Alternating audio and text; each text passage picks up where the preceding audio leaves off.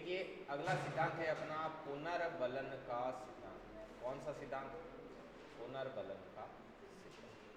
पहले ध्यान से सुनना है, बाकी का काम है वो अपन बाद में करेंगे, लिखने का, ठीक है ना। एक बार चीज समझ में आ जाए उसके बाद उल्टा पुल्टा कैसे ही लिखो कोई दिक्कत नहीं। पुनर्बलन का सिद्धांत है वो दिया था CL हल। CL हल पहले ही बता दो, साइकोलॉजी बहुत ही ज़्यादा लंबी चौड़ी है। जैसे आपके हिस्ट्री वगैरह ज्योग्राफी जैसे अदर सब्जेक्ट होते हैं, वैसे इसका भी बहुत लंबा चौड़ा क्या है, दायरा है। समझ में आई ना बात? ठीक है, तो अपन पूरा का पूरा पढ़ते नहीं, अपन उसमें से क्या पढ़ते हैं, मेन चीज पढ़ते हैं। लोग MA भी करते हैं साइकोलॉजी में, तो अब अपन उतना थोड़ी पढ़ेंगे, अपन जितना काम का है वो इसमें पढ़ेंगे। तो मेन पॉइंट है वो मैं आपको बताऊंगा, ठीक है। जो चीज याद करने की वो याद करने की बताऊंगा, समझाने की चीज समझाने की, रटने की सब बता दूंगा।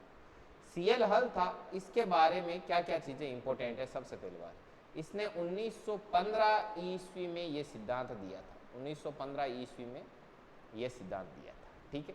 1915 में भी कहां पर दिया था, प्रिंसिपल ऑफ बिहेवियर, व्यवहार का एक सिद्धांत दिया था। प्रिंसिपल ऑफ बिहेवियर नाम का इसने एक लेख लिखा था, उस लेख में इसने ये सिद्धांत दिया था। इसने भी अपने जीवन में खूब प्रयोग किए, लेकिन ये जो सिद्धांत दिया, इस सिद्धांत के लिए या फिर अंतिम रूप से जो ये प्रयोग किया वो थॉर्नडाइक के समान बिल्ली पर किया था, ठीक है। और ये थॉर्नडाइक के सिद्धांत से प्रभावित भी था। थॉर्नडाइक के सिद्धांत से ये क्या था, प्रभावित। थॉर्नडाइक के सिद्धांत से प्रभावित, ठीक है, सिद्धांत से प्रभावित।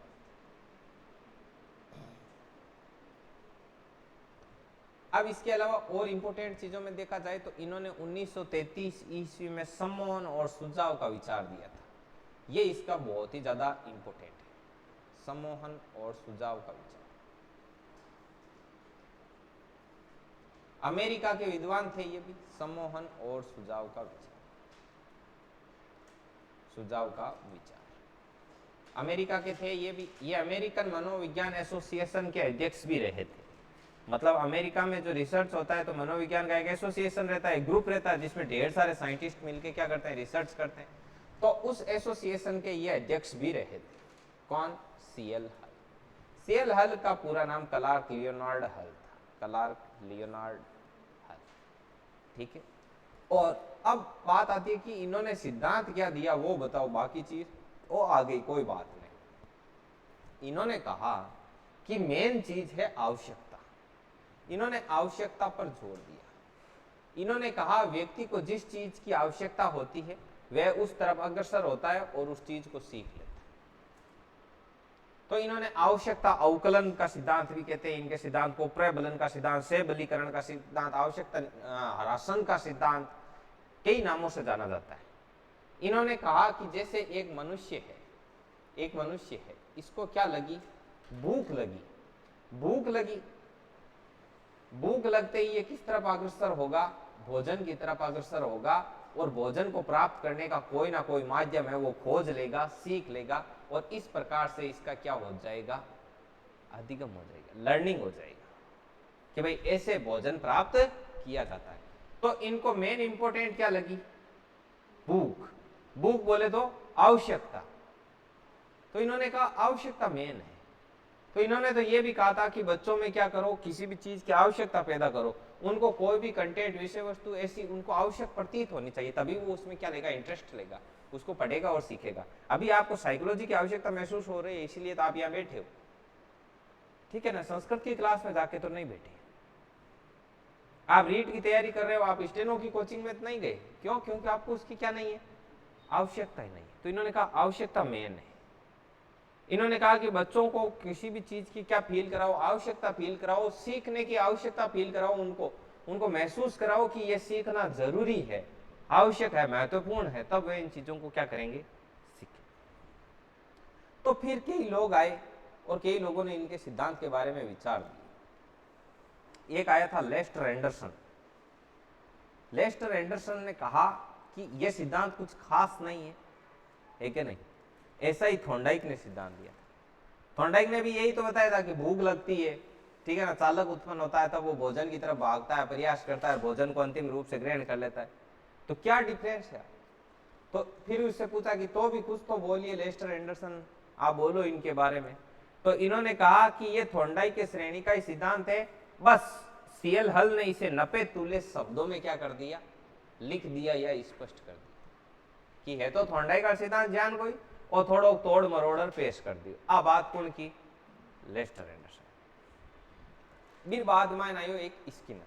ध्यान राखीजो स्किनर दो तरह का है। किसा किसा स्किनर है, एक स्किनर है बीएफ स्किनर, ठीक है, एक है चार्ल्स स्किनर। ये स्किनर। अब अट स्टूडेंट बहुत ज्यादा कंफ्यूज हुए, तो कंफ्यूज नहीं होना, पहले एक मैं चीज बताऊं। पहली सिद्धांत आयो परंपरागत या शास्त्रीय अनुबंधन का सिद्धांत 1904। फिर बाद में आयो थॉर्नडाइक वालों सिद्धांत उद्दीपक अनुक्रिया को सिद्धांत 1913। फिर बाद में आयो सीएल हल वालों सिद्धांत जको के आयो 1915 के। फिर बाद में आप वो एक पढ़ियो काले वो सिद्धांत कीरो, एक सिद्धांत पढ़ियो ने आप काले बीएफ स्किनर को क्रिया प्रस्तुत अनुबंधन को सिद्धांत हो जको बे 1938 में जानता करियो और પછી एक 1943 में करियो 1943 जन ए सगला सिद्धांत है, ये सगला सिद्धांत है जगह किसी श्रेणी का सिद्धांत है, ये व्यवहारवाद गए मतलब एसआर श्रेणी का सिद्धांत है। जन ई स्किनर ने जार पूछियो कि भाई ई सीएल हल वाला सिद्धांत के बारे में थारो काय मानना। जन स्किनर क्यों, ये एसआर श्रेणी के सिद्धांतों में सबसे ज्यादा सर्वश्रेष्ठ है। अब थे मन बताओ आ बात किस स्किनर कह सके, चार्ल्स के बीएफ स्किनर तो कौन ना लियो कि ई श्रेणी वाला में सब बेस्ट है क्योंकि ईमाने देर खुदाड़ो यो आ थोड़ी के मंगाड़ो में बेस्ट है और नहीं रंग को। तो चार्ल्स स्किनर आ बात की हुई कि ऐसा श्रेणी का जितना भी ये सिद्धांत था ना एम सब बेस्ट किसो है सीएल हल वालो पुनर्बलन को जो सिद्धांत है। अब बात आवे कि भाई ओई पुनर्बलन को सिद्धांत दियो बीएफ स्किनर होना जको 4 प्रकार का पुनर्बलन बताया। नंबर 1 सतत, नंबर 2 आंशिक, नंबर 3 अनुपात और नंबर 4 अंतराल। ये दिया सिद्धांत।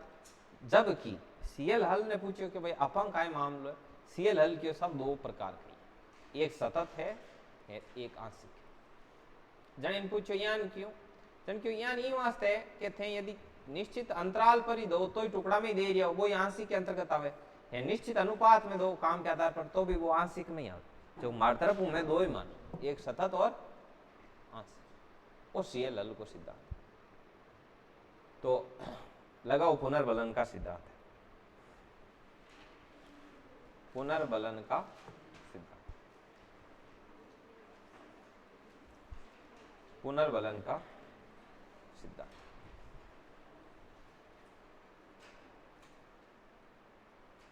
पुनर्बलन का सिद्धांत में आगे लिखो सीएल हल।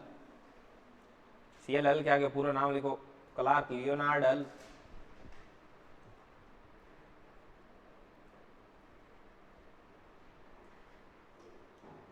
क्लार्क लियोनार्ड हल अमेरिकी विद्वान थे। कहां के निवासी थे, अमेरिका के।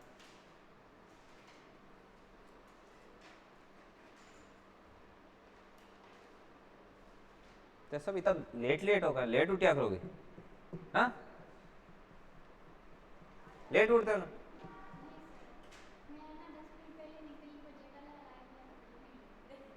क्या गया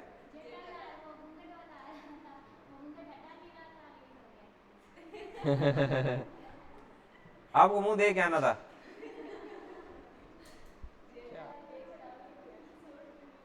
अमेरिकी विद्वान, ठीक है, आपके मोबाइल में ओपन कर लेते आ जाते ऐसे देखते देखते देखते देखते। अच्छा, क्लार्क लियोनार्ड हल। अब नीचे लिखो, देखो सीएल हल ने अपना यह सिद्धांत, सीएल हल ने अपना यह सिद्धांत प्रिंसिपल ऑफ बिहेवियर लेख में, सीएल हल ने अपना यह सिद्धांत प्रिंसिपल ऑफ बिहेवियर लेख में 1915 ईस्वी में दिया। हाँ समझा दियो खाली लिखाना, प्रिंसिपल ऑफ बिहेवियर लेख में दिया।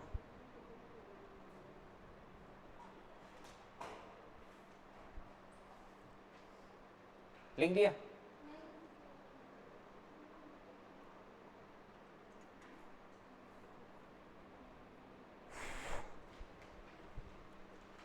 इन्होंने अपना ये सिद्धांत प्रिंसिपल ऑफ बिहेवियर लेख में 1915 ईस्वी में दिया।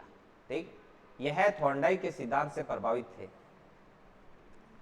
यह थॉर्नडाइक के सिद्धांत से प्रभावित थे। यह थॉर्नडाइक के सिद्धांत से प्रभावित थे।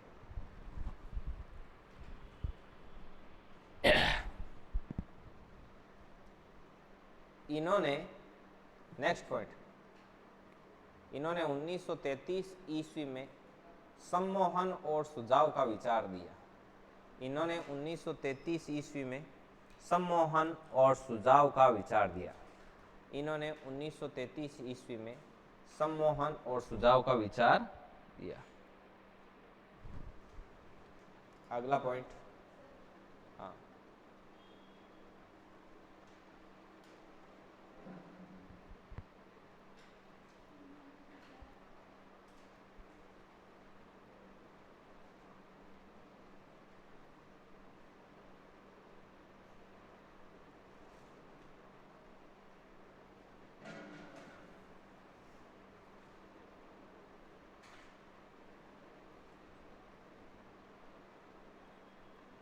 अगला पॉइंट ये लगा लो, 1935 ईस्वी में अमेरिकी मनोविज्ञान एसोसिएशन के क्या रहे, ये अध्यक्ष रहे।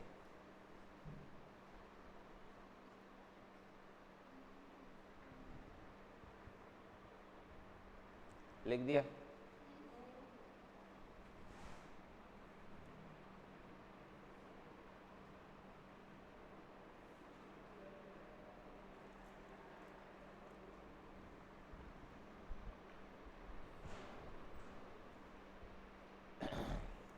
वाह वाह, सुरेंद्र जी लो पानी लो दिखा दो गोती।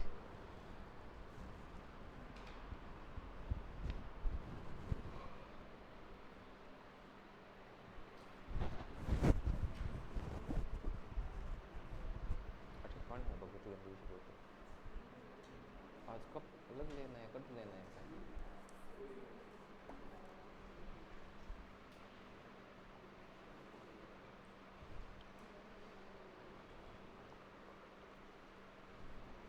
लिखो, इन्होंने अपने जीवन में, नीचे वाली लाइन से लिखना शुरू करो। इन्होंने अपने जीवन में कई प्रकार के प्रयोग किए।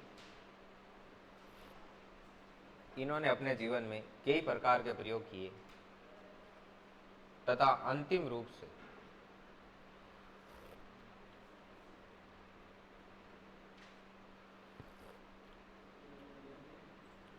इन्होंने अपने जीवन में कई प्रकार के प्रयोग किए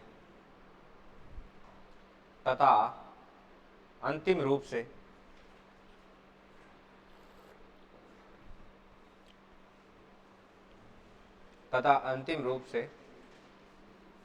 थॉर्नडाइक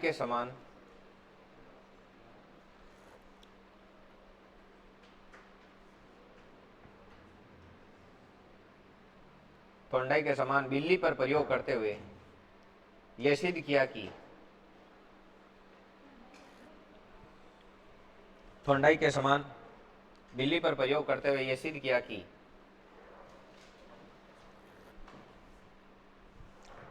थॉर्नडाइक के समान बिल्ली पर प्रयोग करते हुए यह सिद्ध किया कि कोई भी प्राणी उस व्यवहार को सीख लेता है, कोई भी प्राणी उस व्यवहार को सीख लेता है जिससे उसकी आवश्यकता की पूर्ति होती है।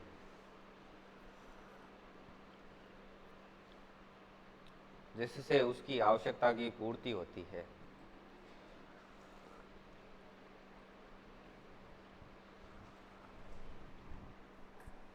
जिससे उसकी आवश्यकता की क्या होती है? पूर्ति होती है। लाड लो।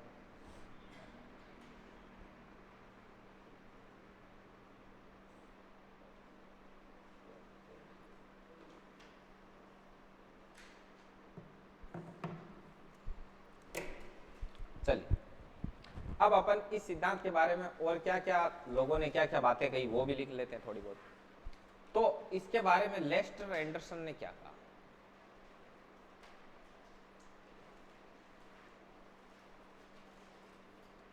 लेस्टर एंडरसन से पूछा गया कि ये सिद्धांत क्या है, तो इसने कहा कि यार कुछ ही नहीं है, उधर भी बिल्ली को भूख ही लगती है, बिल्ली को भोजन की आवश्यकता ही होती है, ये नया क्या बता रहा है, इसके सेठ नहीं है। तो इसने कहा ये सिद्धांत भी थोंडाई की श्रेणी का ही है, ये सिद्धांत भी थोंडाइक की श्रेणी का ही है, परंतु हल ने इसे नपे तुले शब्दों में व्यक्त किया। थोंडाइक की श्रेणी का ही है, परंतु सीएल हल ने इसे नपे तुले शब्दों में व्यक्त किया, मतलब तोड़ मरोड़ और पेश कर दिया, ने इसे नपे तुले शब्दों में व्यक्त।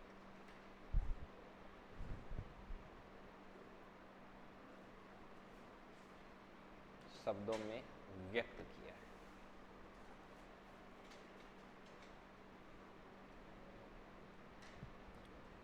आगे आया स्किनर। कौन सा स्किनर?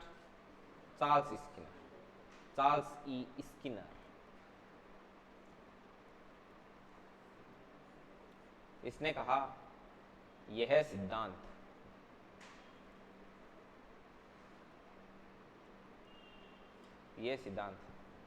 एसआर श्रेणी के सिद्धांतों में, एसआर श्रेणी के सिद्धांतों में सर्वश्रेष्ठ है।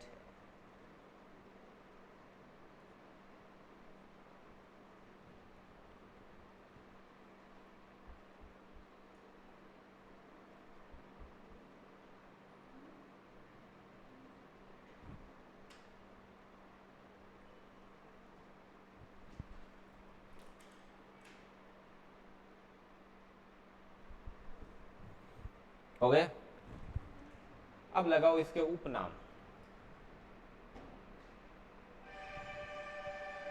इसके क्या क्या है उपनाम?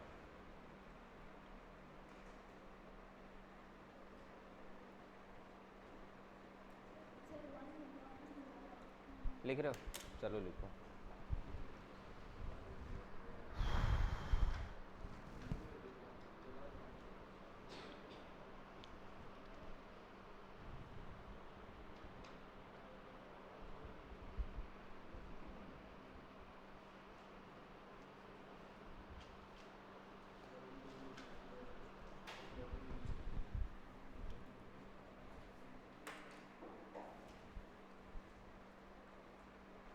अभी इसके क्या पढ़ेंगे अपन?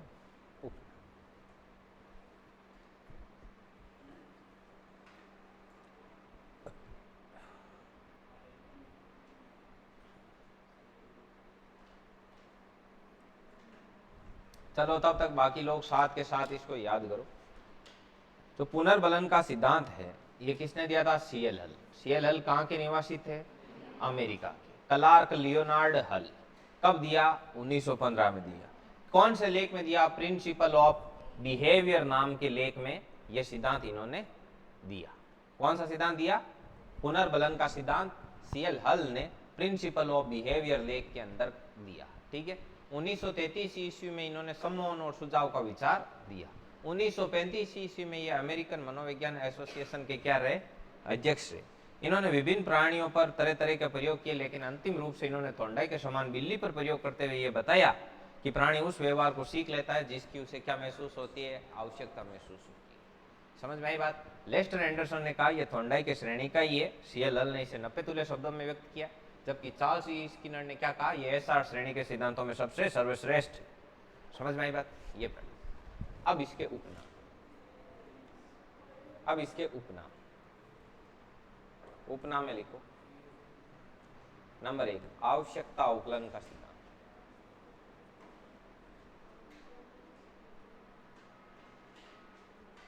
आवश्यकता अवकलन का सिद्धांत। अवकलन का सिद्धांत। आवश्यकता पूर्ति का सिद्धांत।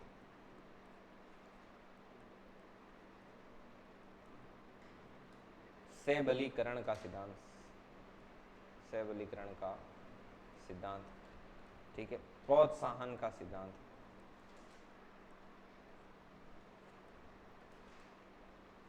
चालक न्यूनता का सिद्धांत।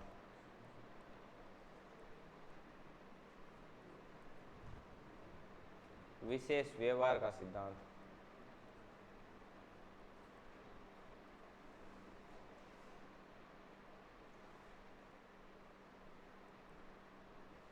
व्यवस्थित व्यवहार का सिद्धांत।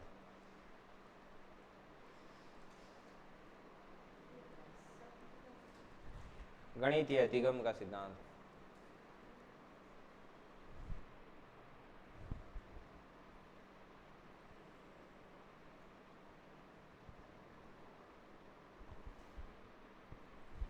गणितीय अधिगम का सिद्धांत।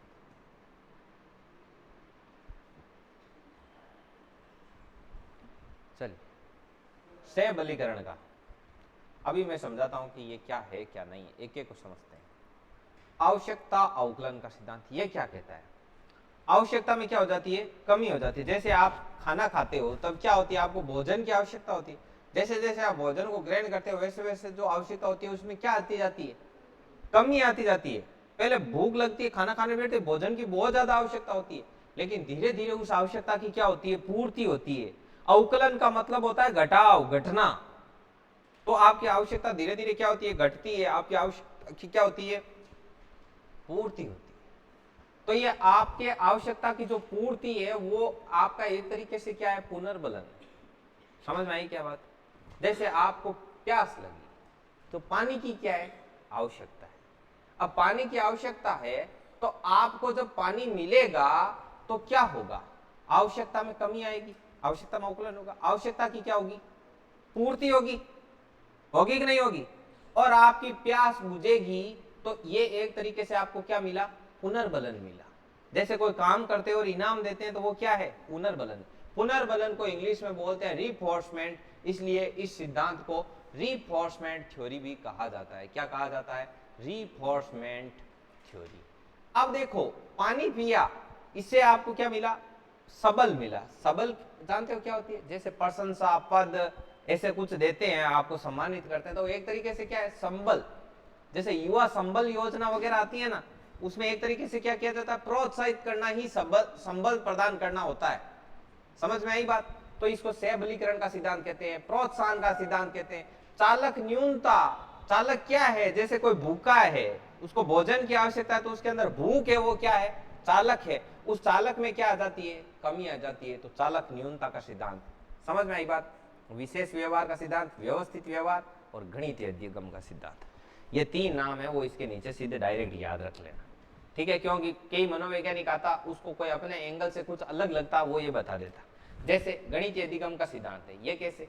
कई मनोवैज्ञानिक आए। अब भाई जैसे आप एक मनोवैज्ञानिक हो, आप इतने सारे मनोवैज्ञानिक बैठे हो, आप में से एक ने कोई सिद्धांत दिया तो बाकी भी तो उसको देखते हैं ना कि क्या है क्या नहीं है, तो वो अपनी तरफ से कुछ बात जोड़ते हैं। जब इतनी सारी चीजें बताई गई चालक न्यूनता तक, तो एक मनोवैज्ञानिक आया, इसने कहा कि इसमें तो पूरा पूरा गणित है कि कोई चीज घट रही है तो प्रोत्साहन उसको मिलता है, प्रोत्साहन मिलता है तो वो क्रिया को क्या करता है? वापस दोहराता है, ठीक है? फिर वापस उसको प्रोत्साहन मिलता है, प्रोत्साहन ज्यादा मिलता है तो वो क्रिया को ज्यादा रिपीट करता है। तो ये तो पूरा का पूरा एक तरीके से गणितीय खेल है। तो इसका मतलब ये तो गणितीय अधिगम का है सिद्धांत है। कई मनोवैज्ञानिकों ने देखा कि ये तो पूरा सिस्टमेटिक ढंग से काम हो रहा है इसमें, तो है क्या नहीं? सब कुछ इसमें व्यवस्थित है। आदमी को भूख लगी, वो भोजन की तरफ भागा, भोजन मिलते ही उसकी आवश्यकता की पूर्ति हुई, आवश्यकता पूर्ति होते ही उसने इस चीज को क्या कर दिया? लर्न कर लिया। ये तो एक पूरा सिस्टमेटिक ढंग से काम हो रहा है, ये व्यवस्थित व्यवहार का सिद्धांत है। इन्होंने कहा कि ये तो एक स्पेशल सिद्धांत है, मतलब विशेष व्यवहार का सिद्धांत है। ऐसे उनके जैसे मन पड़े वैसे इन्होंने बता दिया। तो ऐसे और भी कई नाम दिए लोगों ने, लेकिन उनमें से जो इंपॉर्टेंट थे वो अपन यहाँ पे लिख दिए, ठीक है ना? अब आगे बढ़ो, ये लिख लिया? चलिए, अब इसके आगे आता है कि पुनर्बलन के सिद्धांत का महत्व है, कि इसका क्या उपयोग। पुनर्बलन के सिद्धांत का महत्व, इस सिद्धांत के द्वारा अपन क्या कर सकते हैं? बच्चों को अच्छा वातावरण दे सकते हैं ताकि वो सीखे। उनको अपन आवश्यकता महसूस करवाते हैं किसी चीज की, फिर बच्चा सीखता है, उसको एक लर्निंग हेल्दी इन्वायरमेंट दे सकते हैं इस सिद्धांत के द्वारा, ठीक है? तो ये चीज इसमें लिखो, बच्चों को, बालकों के लिए वातावरण निर्माण में, ऐसे लिख लो, बालकों के लिए वातावरण निर्माण, बालकों के लिए वातावरण निर्माण में प्रोत्साहन या पुनर्बलन के क्षेत्र में इसका प्रयोग किया जा सकता है। प्रोत्साहन या पुनर्बलन के क्षेत्र में पाठ्यक्रम की विषय वस्तु निर्धारण में कि सिलेबस में क्या का चैप्टर डाला जो बच्चा ने भी चीज की काय महसूस हुए, आवश्यकता महसूस हुए, या फिर बच्चा के पहली में कोई चीज की आवश्यकता है तो सिलेबस में यान का चैप्टर डाला, यान की विषय वस्तु डाला कि वे मेरी आवश्यकता की काय करे, पूर्ति करे। समझ आई? पाठ्यक्रम में विषय वस्तु निर्धारण, पाठ्यक्रम में विषय वस्तु, पाठ्यक्रम में विषय वस्तु निर्धारण में, ठीक है, आवश्यकता के महत्व को स्पष्ट करने में।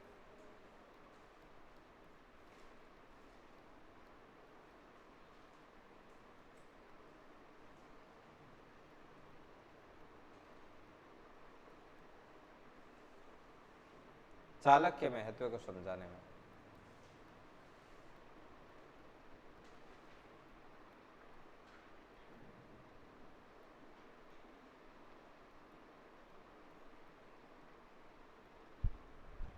चालक के महत्व को यहां तक लिखो।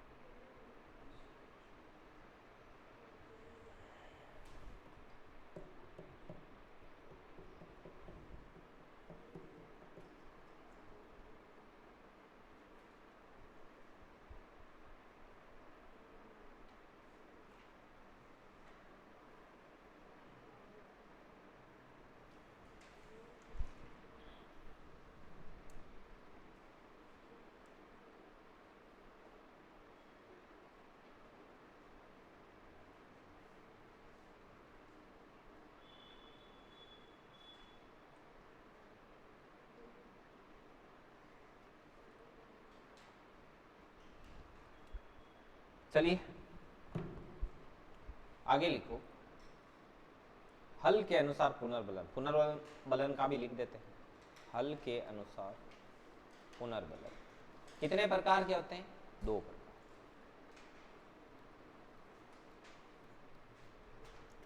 एक क्या है? सतत, और दूसरा क्या है? आंशिक। कितने प्रकार का हो जाएगा? अनुपात, ओब्लिक, इधर क्या आ जाएगा?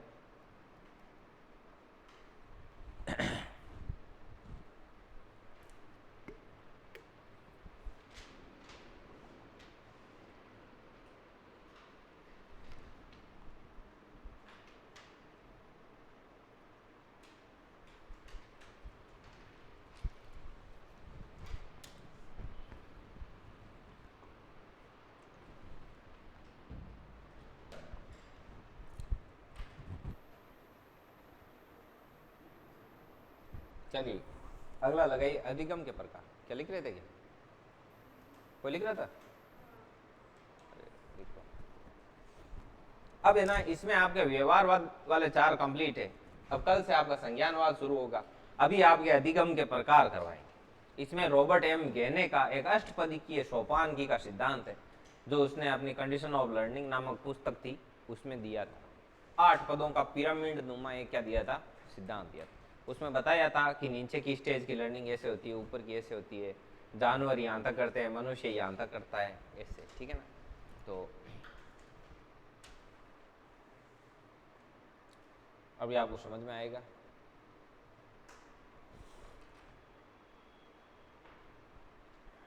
कर दूं आगे?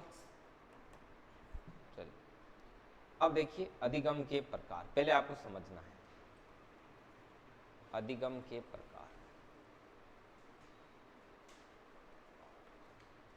अधिगम के पहले आप इसको ध्यान से समझना। अधिगम के प्रकार के अंतर्गत एक सिद्धांत आता है अष्टपदीय सोपानकी का सिद्धांत। अष्टपदीय मतलब 8 पदों का, 8 सोपान होते हैं। अष्टपदीय सोपानकी का सिद्धांत। यह सिद्धांत किसने दिया था? रॉबर्ट एम गेन ने। किसने दिया था? रॉबर्ट एम गेन ने। रॉबर्ट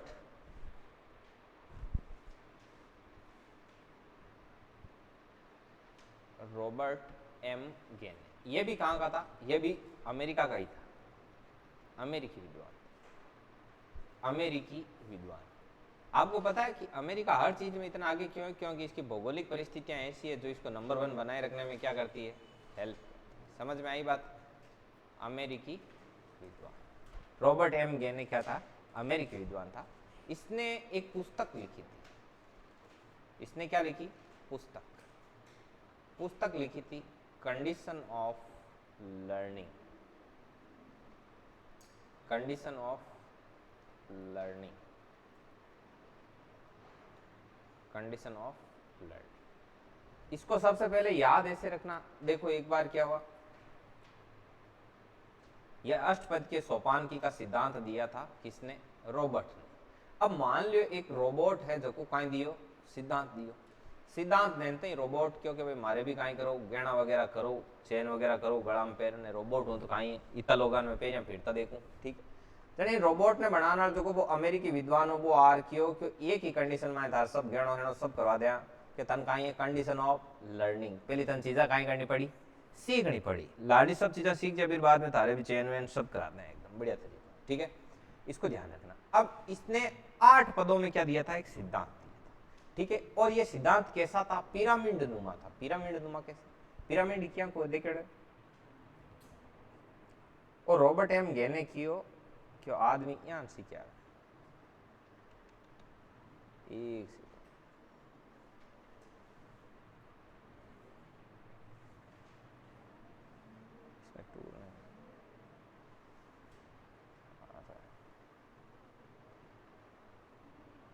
अरे वाह, ठीक है। अब इसने कहा कि सबसे नीचे होता है संकेत अधिगम। सबसे नीचे कैसा होता है? संकेत अधिगम। अभी ये सब समझ में आएगा आपको, संकेत अधिगम। अब ये संकेत अधिगम वाला यहां से अपन कर देंगे बंद। इसके बाद में आता है उद्दीपक अनुक्रिया अधिगम। उद्दीपक अनुक्रिया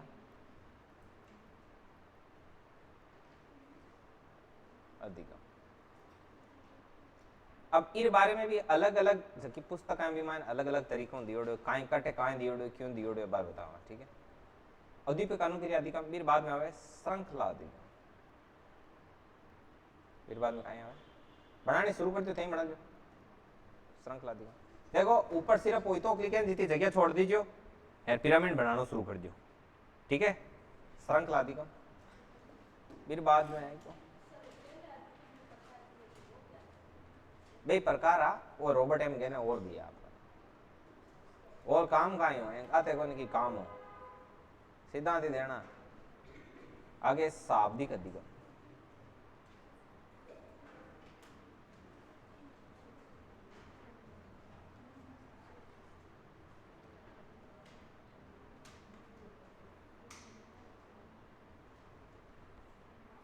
शाब्दिक अधिगम। अगला है बहु विभेदनात्मक अधिगम।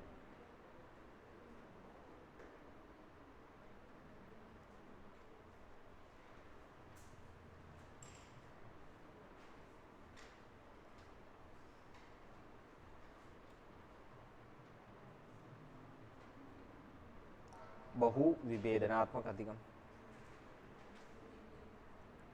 अगला है प्रत्यय अधिगम।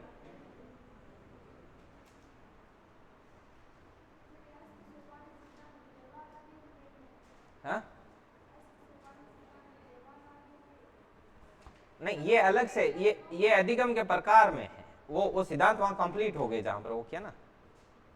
इसके बाद में आता है प्रत्यय अधिगम के बाद में आता है सिद्धांत अधिगम और सबसे लास्ट में आता है समस्या समाधान। बहुत ज्यादा इजी है, अभी आपको याद हो जाएगी। प्रत्यय अधिगम आएगा, अब आएगा सिद्धांत अधिगम।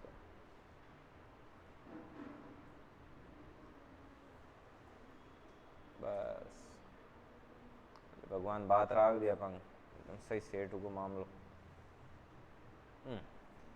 अड़ा जी समस्या समाधान अधिगम। समस्या समाधान अधिगम।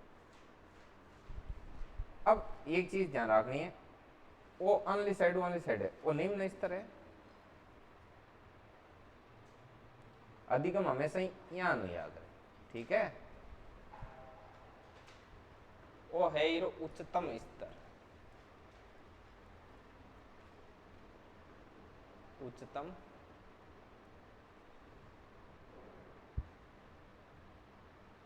है। ओ कहीं है, वो संकेत अधिगम, वो है निम्नतम स्तर।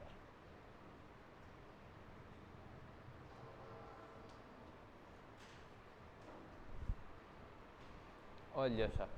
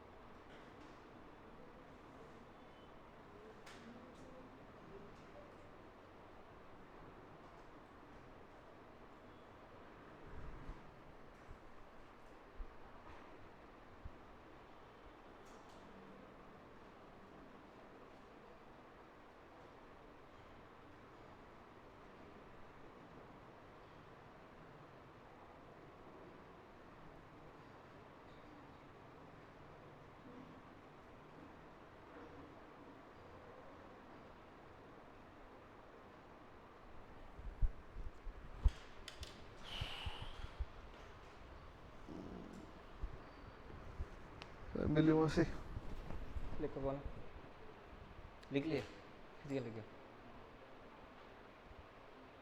वो कहीं बनाई हो?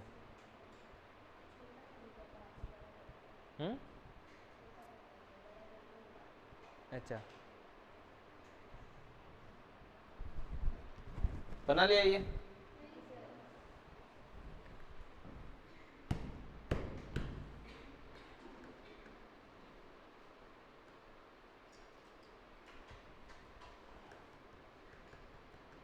साथ के साथ पढ़ रहे हो ना?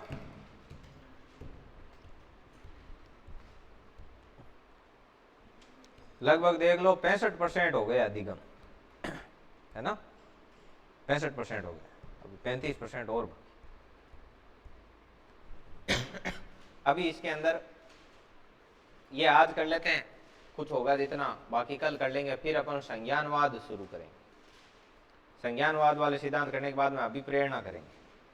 अभिप्रेरणा करने के बाद 2-4 बीमारियां वो कर लेंगे, डिस्थीमिया, डिस्कैल्कुलिया, डिस्फेजिया, ठीक है। उसके बाद चैप्टर फिनिश कर देंगे। लो ये लिखो आप, ये वाला, हाँ लो।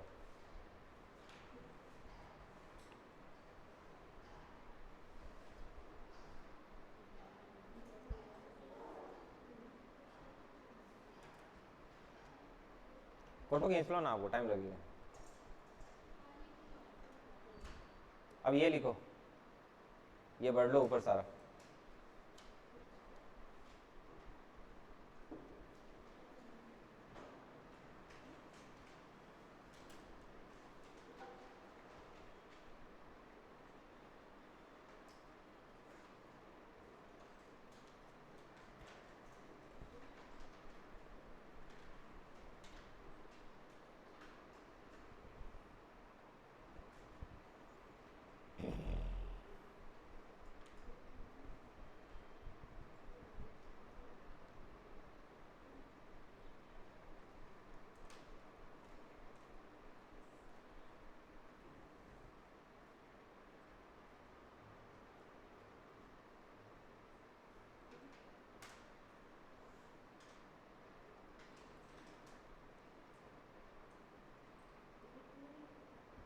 लिख दिया?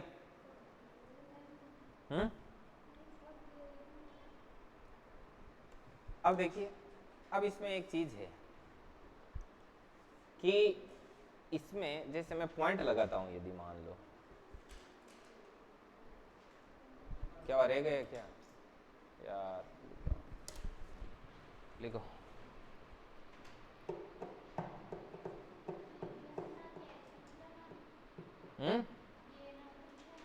अरे ये पूरा नाम नहीं है, ये याद लिखने करने के लिए बताया मैंने। ये क्या ऊपर है गेनार है, इसका पूरा नाम है कहीं का।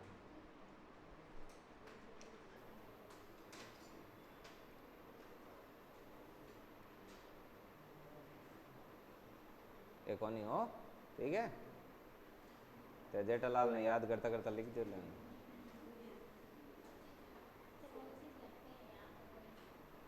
ऐसे लो, हो गया। अब आप एक चीज समझना इसमें, ठीक है ना, लड़ लो। कहाँ गया पेन, कहाँ गया? ये भी चलना बंद हो गया यार।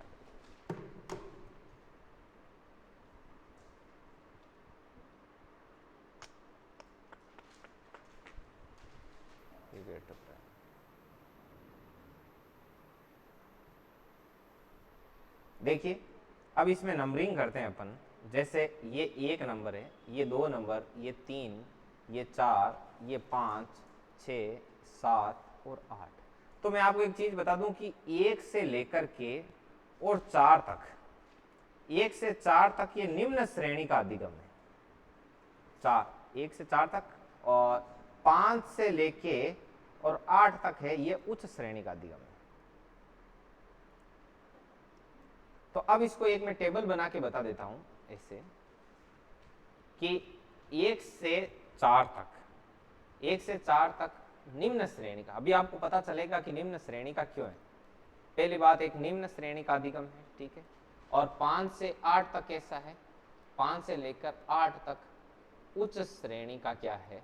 अधिगम, उच्च श्रेणी का। आगे बात सुन, इसमें तर्क व चिंतन का अभाव पाया जाता है। ज्यादा तर्क और चिंतन की आवश्यकता नहीं रहती, तर्क व चिंतन का अभाव। जबकि 5 से 8 तक में तर्क और चिंतन चाहिए, दिमाग लगाना पड़ता है, सोचना पड़ता है, लॉजिक लगाना पड़ता है, तर्क व चिंतन पाया जाता है, ठीक है। तो अब आप बताओ, छोटी क्लास के बच्चों के लिए कौन सा सूटेबल है? 1 से 4 तक, छोटी प्रारंभिक कक्षाओं के लिए उपयोगी है, प्रारंभिक कक्षाओं के लिए उपयोगी है। जबकि ये किसके लिए? उच्च कक्षाओं, उच्च कक्षाओं के।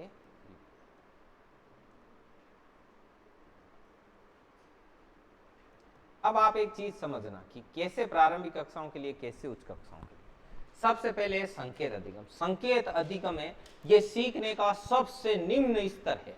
इशारों की भाषा सीखना, ये सीखना सबसे क्या है? निम्न स्तर।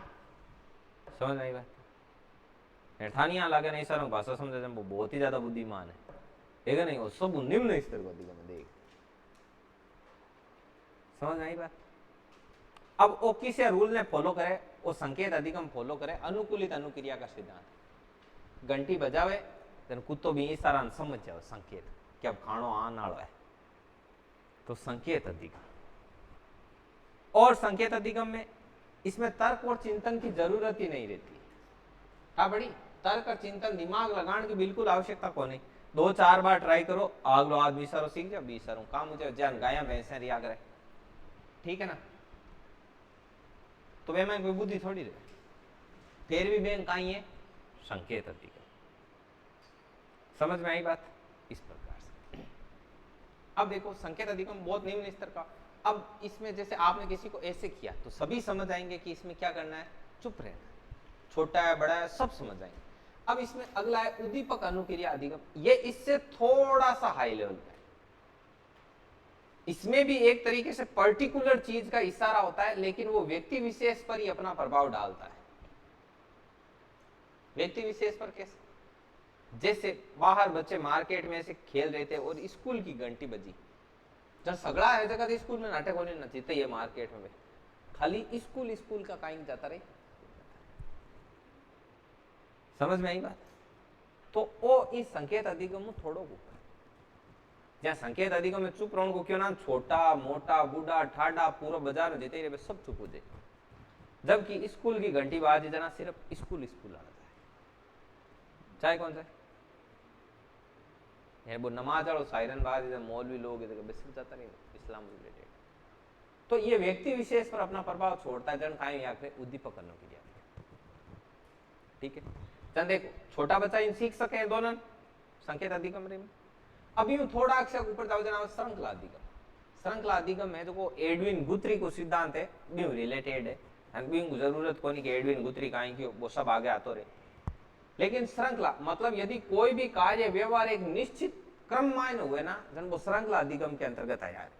जन बच्चा वर्णमाला का वर्ण है तो एक निश्चित श्रृंखला में सीखा, समझ में आई बात।